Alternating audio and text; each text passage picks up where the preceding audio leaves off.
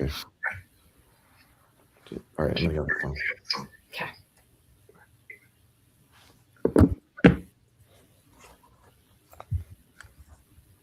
Okay, hopefully we're going live. This is new software again for us. So we're going to move through this longevity lecture, and sorry about the light in the background. So we're going to go through this longevity lecture as an intro to longevity. And the intro to longevity, really what we want to focus on is a lot of things. So we're going to give some basic definitions first. And some of you who are in this space, who are in the longevity world, know that there is this idea of how do we live longer? How do we become our peak? How do we elevate our health status? How do we take ourselves from riddled with disease to reversing disease to advancing our health status, taking us from a status of here and bringing us up here? And so there are some basic concepts I want to introduce today. My goal is to show you a little bit about what our longevity program includes, some of the key concepts. And so these are general concepts. And some of you who may have some interest in our longevity plan, we can talk to you more about that. Some of you who may be watching or may watch this in the future as a recording may be interested in some of these key plans. And so these key plans are going to have, where's your health status now? We're going to meet you where you're at, and we're going to take you through this process of restorative health, optimizing your health, and really putting you in this peak performance, optimal higher self, if you will, and elevating you to a level of thriving again. And that's going to mean something different for everybody, of course. So really what we're trying to do is create this Redesign MD longevity plan for you, which we've already designed, and wrap it around you and support you on this. So a lot of times, most of medicine in general over the years has been a diagnostic tool. And our goal is to try to take us from diagnostics to advanced diagnostics to the interventions, lifestyle pieces, and really propel you to improving your health status, and hopefully protecting your health. And so what we're going to say is something that most of my patients know about me is we talk about these two overarching concepts. And one of the most common things accepted in the longevity literature today is that inflammation, whenever we reduce it, we live better, we live longer, there's less significant illness, we feel better, our bioenergetics are better. And so our goal with this is to show you that inflammation is not only the root cause of disease, but it's also the side effect of disease. So we really need to and really allow you to know that not only do we measure inflammatory markers, but we have supplemental nutrition that could lower that, the diets, the exercise, the sleep we choose as part of this restorative health process is going to move you in that direction. So inflammation is one of these overarching concepts that we look at as sometimes little bits of inflammation are restorative and turn on the regenerative pathways, but sometimes they get in the way and they cause horrible diseases like atherosclerosis and cancer and neurodegenerative conditions and metabolic diseases and other degenerative conditions with autoimmunity. So we'll talk more about that. But again, this is more of a conceptual landscape for you today. So oxidation, diseases related to oxidation, as you can see here, are all of the diseases we battle every day. This is conventional medicine, right? When our body goes through too many oxidative changes, we have damage. We have damage to our DNA, to our structural tissues, which then turns on the inflammatory cycle. So two overarching concepts I want you to be thinking about here are inflammation and oxidation. And if we can reduce those for the most part that are out of control, we're going to propel you to a status of more optimal wellness and turning on some of these longevity signals to improve health, restore health, regenerate health. And so if there's one thing that I do like, it's this precision health model, this 4P approach that we call a proactive health, precision medicine, where we use genetics and lifestyle wellness and personalized health choices with the interventions to really get you to think about how we're going to approach medicine And some people call it medicine, concierge medicine 3.0, precision medicine 3.0, advanced medicine 3.0, where we've moved well beyond the conventional world of medicine that I work in the ER still is very much precision medicine, or I should say medicine 1.0, 2.0, where we're still really just putting out flames and trying to get people stable just to get them back home again. So this preventive care strategy model where we prevent disease, we go way upstream here, folks, and we turn off the faucet. We don't just keep mopping up the floor. So when we do those things and we're proactive, we could be more predictive with our analytics. We could be more predictive with what we call lead indicators, the things that we put in place today, so we can predict how your health is going to be 3 and 6 and 12 months from now. And they've done this with the longevity literature. We've really had a huge impact on that. So and then once we get your health to a status of maybe we're at the point of restoring you, you might be at the point of let's optimize your health. Let's protect that health. Let's turn on the machinery, the lifestyle core pieces of medicine, whether it's through supplemental nutrition, dietary approaches, consistency, and really turn all of these on. But we can't protect something that we don't have yet. So we've got to invest back into your health to get to that point again. And so, Peter Attia called this the 4 horsemen. A lot of people have copied this now, but these 4 horsemen are the biggest contributors to our health and disease, health decline and disease. And we all know these as the atherosclerosis, which is heart attacks and strokes, or congestive heart failure, the inability to function well, neurodegenerative conditions, which the 2 most common are Alzheimer's, dementia, as well as Parkinson's disease. But there are several others out there. Cancer is this uncontrolled abnormal growth of abnormal cells. It's life-threatening. It disrupts disease. It causes that oxidative inflammatory storm that we just talked about. And the goal is to go upstream and look for cancer at the early stages and hopefully prevent it before it even gets there, is what we call primary prevention. So the goal is, you guys, let's go upstream. Let's prevent these diseases before they arrive. But these are the big guys that we want to try to really clamp down on. And so cancer, metabolic diseases, diabetes, of course, is a big one.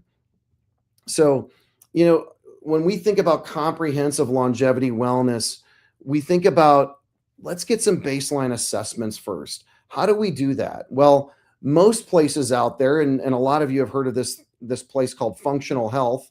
Functional Health is somewhere where you can get 500 different blood markers through Mark Hyman's functional wellness platform. Well, I believe the wait list is significant at this point. And what I tell our patients all the time is we already get the functional biomarkers. We already get those things that you would pay another $500 for online. But in addition to that, we give you comprehensive,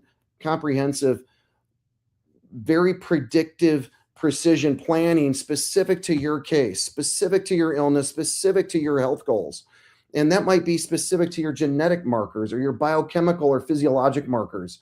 And so our idea here is to create this comprehensive, including all these advanced biomarkers, into your individual plan. So we know exactly what we're doing. The path is very clear ahead of us with these individual biomarkers.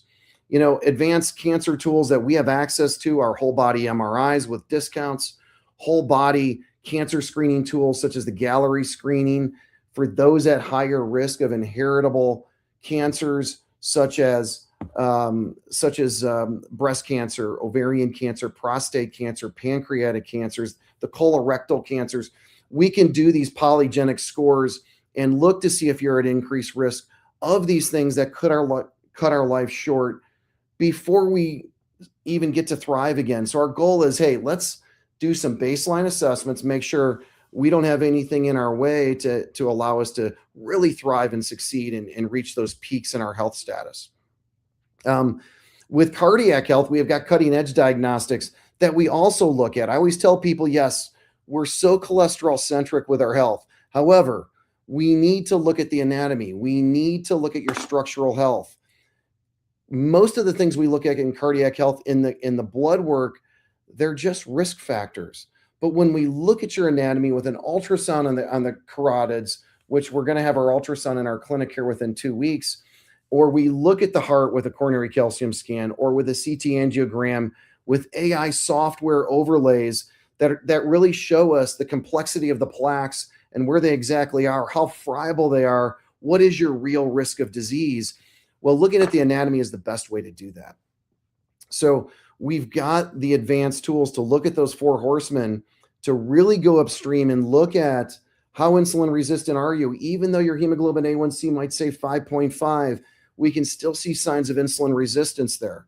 So we want to really dig in and look at, are you nutrient deficient? Let's look inside the cell for nutrients, not just in your serum that most providers look at. So we can take deep dives here into your root causes of your health.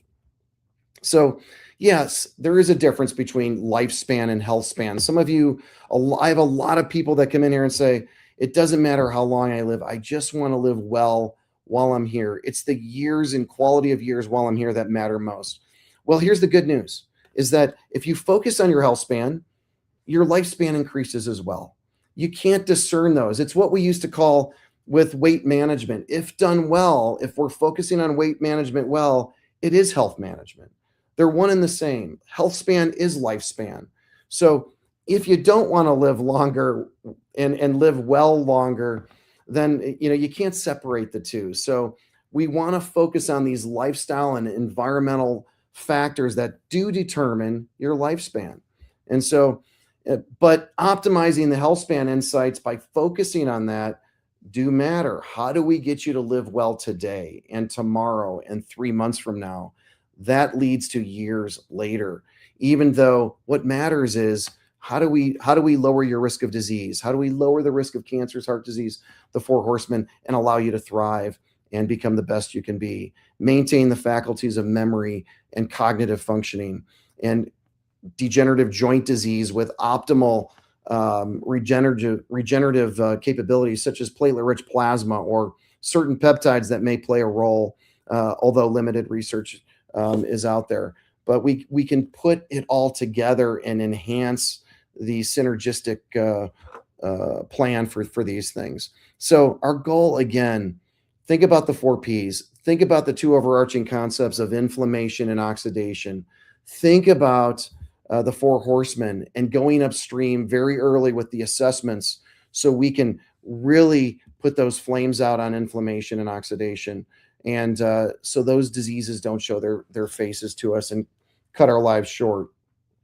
So yes, so normal health aging today, our goal with optimal longevity is to live well as long as possible, right?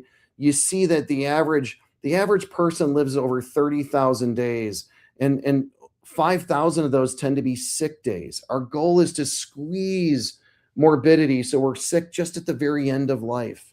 And so that's the difference between health span and lifespan. So some key biomarkers of aging that we do measure and that we can measure in certain circumstances is your telomere lengths, which are the very tips of your chromosomes. When those chromosomes get too short, it's game over. There's no more life left. Either that organ fails, you end up with severe disease, or we can potentially slow down that shortening of your chromosomes and your DNA, so we can keep the regenerative pieces going and turned on. This idea of epigenetic patterns, we can start to look for epigenetic shifts now in your lifestyle with wearable devices. I have my Apple Watch on. There's the Whoop. There's the Oura Ring. There's other technologies out there. We wear continuous glucose monitoring systems, so we can see these shifts in the epigenetics and your biological age markers, so we can start to correct that before we measure it way downstream. Our goal is to correct these now. Our goal is to really hit home on the assessment tools so we can put in place the interventions to keep you younger, aging, keep your cellular health younger. And that's the whole idea behind this thing called senescent cell levels. The senescent cells are the cells that are are lower our regenerative capacity and aging. We want the new fresh cells. And so there's mechanisms that we can turn on for these key markers to improve on. So here are some hallmarks of aging that we've looked at for a while, and most of these are molecular. So telomeres that we just looked at and we talked about. As we age, we only have a certain amount of base pairs at the ends of our chromosomes. When they shorten to a certain amount, we either become diseased or our life is cut short. And so our goal here is to really dig in and turn on the cellular mechanisms. I still work in the emergency department. I see people holding onto the rails of life in the bed and clinging to what's most important to them. And, my only wish for them is we could have gotten a hold of them sooner and hopefully made some differences sooner with these misfolding proteins that now they have all these diseases that now we're just managing it and trying to extend life with some modern medications, which doesn't work very well. Usually those medications have side effects, and as powerful as some of them are, they're kind of last-ditch efforts. They don't change molecular causes of aging. They don't change proteostasis. They don't impact longevity other than for a very short time. So there's a concept that some of you may hear of called mitochondrial aging. And mitochondrial aging, we have this organelle in every cell that you can see by the picture in the background. And that organelle called the mitochondria, when those are damaged, in fact, the mitochondria even have their own genetic material in them. When they're damaged, when the structural proteins are damaged to them, the entire organ starts to fail. This is where we get our energy. So any of you out there who are saying, man, I am fatigued, I have chronic fatigue syndrome, I've had mold, I've had Lyme disease, I've had vascular diseases, I guarantee your mitochondrial is damaged. And our goal is to reach in there with good lifestyle factors to impact the cellular mechanisms. And we can do that through dietary lifestyle. We could do that through exercise and restorative sleep and less stress, controlling the environment so we're not polluted with an enormous amount of toxins with these ultra-processed foods. And so there's a lot of things we can do to affect the oxidative stress impact, to reduce the DNA mutations on our mitochondria so they continue to function well, and impact our energy pathways with really impacting our mitochondrial health. So a question that comes up commonly with people with longevity pathways is, should I do an epigenetic clock? Should I do a biological aging clock? We have that. We have the True Health clock, and it's a good one. It looks at epigenetic aging. It looks at the methylation signatures, and it will give you a biological age. And the good news is they've studied that clock, and when they've implemented wellness mechanisms, when they've put people on a few supplements, literally, I believe it was 5, when they had them exercise and sleep and eat well and stress less, and they turned on the stuff that we have evidence for in terms of longevity, and these people within 3 months changed their biological age. So we know this can happen with every single person out there. So if you have disease, even more reason. If you don't have disease and you have a strong family history, let's go upstream and make sure we look for those things. And then let's turn on these mechanisms. And the mechanisms through the functional health perspective is we look at things called the pillars of health. We look at your gut microbiome and your health, which is really low-hanging fruit for inflammation. It's a big source of inflammation because your immune system lives there. Your neurotransmitters live there. If mood is a problem, we need to look at the gut. If cognition is a problem, we have to look at the gut. There's a marker released in the gut microbiome, which is one of our pillars, that pollutes the vascular system. So the gut, what we eat, how we take care of our microbiome matters. And again, it goes back to what are we eating? How do we impact that? How do we create a lifestyle and a plan around that?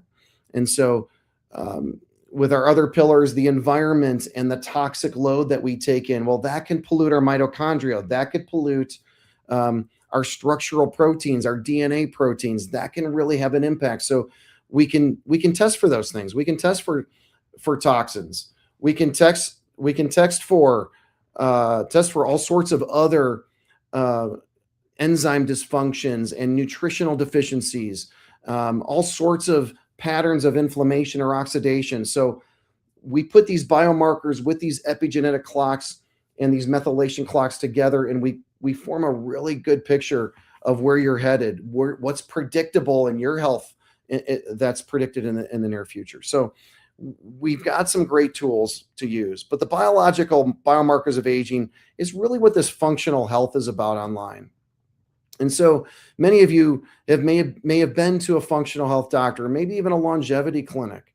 And so um, they're going to list a lot of biomarkers. And if all they're there to do is to sell you labs and to sell you supplements, beware. There's a couple things, that I think you need to really be aware of is when you're looking for a longevity clinic, if it's all about selling you a bunch of stuff, I want you to know that you need to have someone that has your best interest at heart. How long are they taking on your intake? How long are they understanding your history, your genetic history, your biomarker history? Do they understand it? Is it an MD or a DO who's evaluating your assessment, or a practitioner who really has done some deep dives into understanding this type of thinking, who understand how to shut down the four horsemen and be more proactive and predictive and protective? And so, we really need to form a precision model that's specific to you. They need to check those cardiovascular markers with a reliable lab like Cleveland Heart Lab. They need to look at the anatomy through some of the mechanisms I told you about, the inflammatory markers, the precision monitoring with some of the wearable devices that we'll talk about as well. So physical activity is critical, balanced nutritional habits, sleep and stress management. These are really the foundational pieces. And I know this is a very basic slide. We get specific with you. We will give you precise. In fact, I just had a patient said, give me the whole thing. Give me it very specifically, how I need to exercise each week. What precision health plan do I need? Look at this. I'm getting a text on my phone. They need blood in the hospital. They need typo blood. I'm sure a lot of you have seen these, but there's a lot of truth behind that. We have so much disease, and that it's a constant. What else do they need to put out the flames? And so we're in the cold and flu season. I guarantee your mitochondria is stressed. If you're not eating well, sleeping well, that's what supports your immune system to get through this. It's not the vaccine. It's your immune system is supported through your lifestyle habits. That's the biggest impact player. When you look at the folks that did not do well with COVID, and I feel horrible for a lot of folks that did not. However, the people that did not do well are the people that have lots of comorbidity, that have a lot of diseases, a lot of illness. And so we want to make sure that we set you up for success. So if we do have an unexpected illness or some unexpected accident, that that you're set up for success because we're practicing these health habits. So the fitness pieces, I'll just, list a few here. If you're not doing VO2 max training weekly, you're not doing enough. We know this now. Intense exercise matters. We know that VO2 max matters. We know that it's the biggest predictor of longevity and health, not only with your health span, but with your lifespan as well. We know that strength matters. Strength is the muscle, the metabolic currency of metabolism. So if we're looking at metabolic diseases, then we need to add more muscle tissue to your frame. We need to keep that muscle tissue metabolically active, and we need to support it with appropriate protein intake and the right dose of strength work. We need to make sure you're moving otherwise with zone 2 activities. We've introduced exercise snacks recently, which I introduced to some of you recently, where it was 1 minute, three times a day, outperformed a 30-minute walk. Now, do we also want you taking that walk? Absolutely. But when you look at the intensity of the exercise, it just mattered that much that's happening. So these are key underpinnings and foundational pieces, right? Emphasize plant whole-based nutrition. This is what's going to support your microbiome. This is what's going to nourish the cells, and repair and recovery. These are the plant fibers that are going to support your microbiome. These are the prebiotics that everyone talks about these days. It's in the food. And so, when you look at the prebiotics that they make out there in the capsules, they're food products, they're plant fibers. And so they're short chain fatty acids, they're fermented foods, they're all of those things. But good quality protein sources also matter. And that could be good sources of meat products, animal proteins, as well as plant proteins. And so, two things I've always said is focus on the two P's for longevity: plants and protein, and avoid these ultra processed foods, these highly chemically laden foods that are just, these things are super concentrated with calories and completely devoid of nutrients. So we want these carotenoids and polyphenols and phytonutrients loaded in your foods. So we have to supplement less, but we do use supplementation, and we can add the supplementation in there where we find in your lab work when we do these NutriEvals and we look inside the cell to look at your antioxidant scores and to look at where you're depleted in your nutrient status. So sleep, I don't need to go through this, but sleep is mission critical. 7 hours or more is the critical piece where we show changes in longevity. It's very clear in the literature. Restorative deep sleep, these are your stages 3 and 4 of sleep. These are critical. So, again, this is going to also impact the gut microbiome. This is going to impact hormone status. So the powers of deep sleep are critical. If we're going to track epigenetics, if we're going to track your genetics and shifting, I believe wearables are invaluable. Not only do they create an awareness tool for you with a continuous glucose monitor or a Fitbit or an Apple Watch, an Oura Ring, a Whoop app, all of those things give us real-time evaluations of your patterns of behavior. So, AI is going to help with some of this when we apply AI in real time with your wearable devices and your biomarkers and your genetics. And we're going to put it all in one. And AI is going to be able to give us really top insights on where your health status is, where you are for longevity, and how do we move you from A to B. So this is really taking it to the next level. So, because I wanted to leave some time for questions. So the one of the things that I do have here is our plan overview is this. We have advanced diagnostics. We have a full plan with health coaching. We have the advanced diagnostics includes the cancer screening, includes the advanced cardiovascular with the anatomy look, with the inheritable genetic predispositions that you might have. So we can go way upstream to see if we can catch this either very early or, and of course, prevent it from even occurring. Metabolic diseases, doing advanced insulin resistance screening so we know if that's even a problem. And if it is, we have tools and capabilities of clamping down on that very quickly.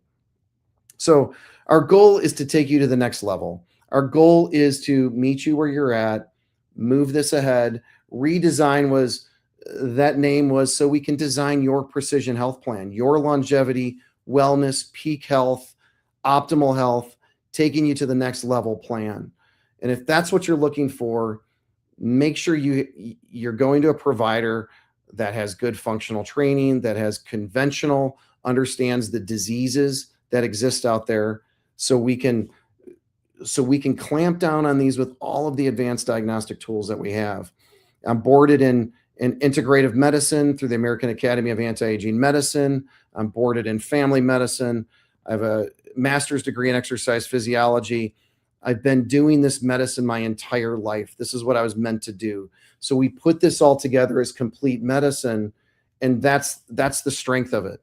We have a concierge clinic, of course, that we do some of this in, but those of our concierge members who want a full longevity plan, we do have the ability of implementing that. And we can talk about some of the plans that we do have, where we do cut huge discounts for our patients. And a lot of times we weave this into their concierge plan. But the goal here is, the goal is for you to thrive. The goal is for you to be your best self. And that we need you to help define that. So you're in the decision node. Do you continue on the path you're on, or do you take the next exit and consider a longevity plan that's built for you, that's precision, that has the best of technology available to it, that has practitioners here. We have another practitioner with me that has extensive training in this area. Our health coaches are functionally trained for advanced health management. And so we would love to partner with you in your health and take you to the next level. And so if this does interest you, please go to redesignmd.com and consider signing up for a discovery call so you can learn more about it and more how this might look for you as well. And so I realize that we did this last minute, but this was just a little intro into longevity medicine, just so you had some key concepts to think about. And maybe that is, tell me more about the advanced diagnostics. Maybe it's, tell me how you use supplemental nutrition. Maybe it's, where do we start? Some of you may have never done a real health plan before or had a health portfolio put together for you. And we have the ability to do that for you. So with that, I'm going to end it here. And I think we went about 30 minutes, which was a pretty good start. And I think what we'll do, is we'll have more of these. We'll break up certain parts of this in the future and talk about how to break down and how to shape a plan. But we're going to put some more health longevity plans together and some lectures so you all can get more factoids and more understanding about what that means for your future health. And I wish you all the best of health. Thanks for tuning in today. Hey, Heidi, if you're there, could you post some comments or questions there? Oh, here we go. If someone could only focus on 3 lifestyle changes for longevity, what would I prioritize? Yeah, so let me answer that real quick. So I would say, without a question, physical activity would be critical. Not only does VO2 max is one of the biggest predictive pieces, but that could be hard for some people. So just moving. These exercise snacks are a great way to start moving again. So I would say consistent daily activity. And as we would progressively add some intensity into there, I would add in the dietary pieces. And the dietary pieces would be the plants and protein, and get rid of the processed foods. Clean up your environment at home to make sure you're set up for success. So, you don't have, these ultra processed foods sabotaging your efforts. I'm glad somebody had asked about hormone decline, because I didn't add that in here. I was going to add that into our next talk. However, hormones are part of our advanced diagnostic workup, and we do an extensive hormone planning, and I would probably add hormones in there as well. But, probably sleep, diet, and exercise for the top 3. Those are easy things everyone could do at home. I shouldn't say easy, because sleep, it's the answer is easy, but it's more difficult to put into practice. But hormones. So hormones, there's a lot of hormones we include in here, right? So not just the sex hormones that everyone thinks about with testosterone, estrogen, and progesterone, but we're also thinking about pregnenolone and DHEA and thyroid hormone, and even potentially growth hormone. Some people in their later years do have some level of deficiency, and there are ways we can improve their growth hormone without giving them growth hormone. The same with testosterone. When we get people strength training again and eating appropriate protein, sometimes their testosterone comes up. They're sleeping more. They reduce alcohol binging. All of that can improve your your testosterone levels. So, the hormone pathways can be critical. Melatonin, insulin, cortisol, all of those are hormones, and all of those we add to that full panel of sex hormones, including the growth hormones, including these secretagogue hormones that may play a big role with not only mood, health, bone density, body composition. All of those things are key markers of longevity and wellness. Let's see here. How often should advanced longevity labs be repeated to track meaningful change? Typically, we like to track them every 3 to 4 months. It all depends on the wellness status of the person that we're working with. However, we prefer the 3 to 4 months typically. Now, if somebody's already at their optimal phase and they're managing things differently, we could move to every 6 months. But what I like about the 3 to 4 month dialogue is that gives us time to retool. That gives us time to talk about and have dialogue around your health practices, to look at some of those wearables to see if you're having these epigenetic shifts and see if the lifestyle factors are not supporting the plan. So and check to see if the hormones are still dialed in, to see if your cardiovascular risk markers are still in place, especially if there's some high risk genetics there.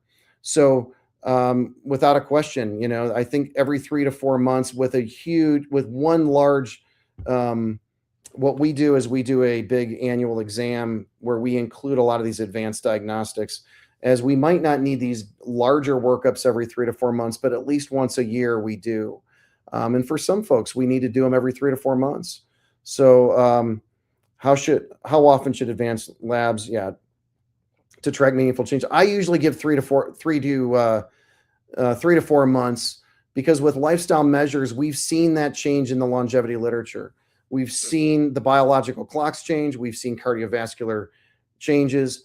Some of the anatomy tools we might only do every year, every 1 to 3 years, depending. But that all depends on the person as well. How do I tailor longevity strategies different for men and women? The hormones are a little different, but the principles are very similar. So, dietary benefits are very similar. We do try to really jump all over perimenopause before women go into full menopause, because there's significant health declines that do occur when that does happen. So we want to make sure that we're testing those perimenopausal hormones at that time as well. There are some bigger declines for some women, such as Alzheimer's disease. 2/3 of women get Alzheimer's disease.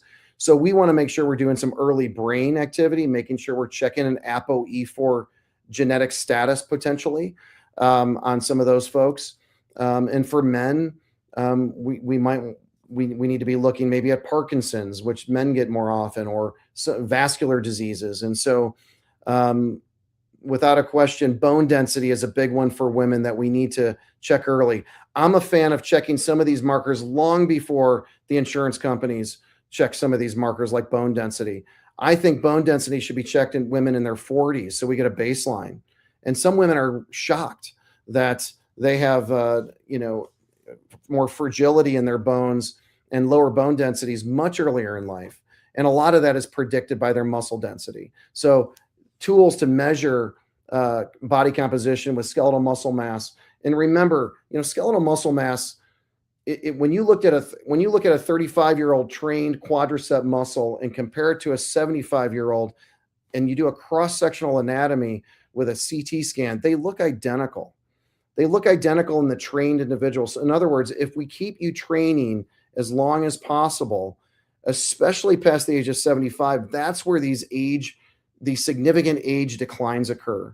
So we need to keep people moving, and we need to keep them, really dialed into to significant plans. And, it only requires about an hour a day, honestly, and not even an hour a day at first. Some days it's an hour. Some days it's less than that. I'm a fan of the 15-minute workout. I'm a fan of the 10-minute Peloton workout. So when time is tight, we can squeeze those in and still maintain really good health habits.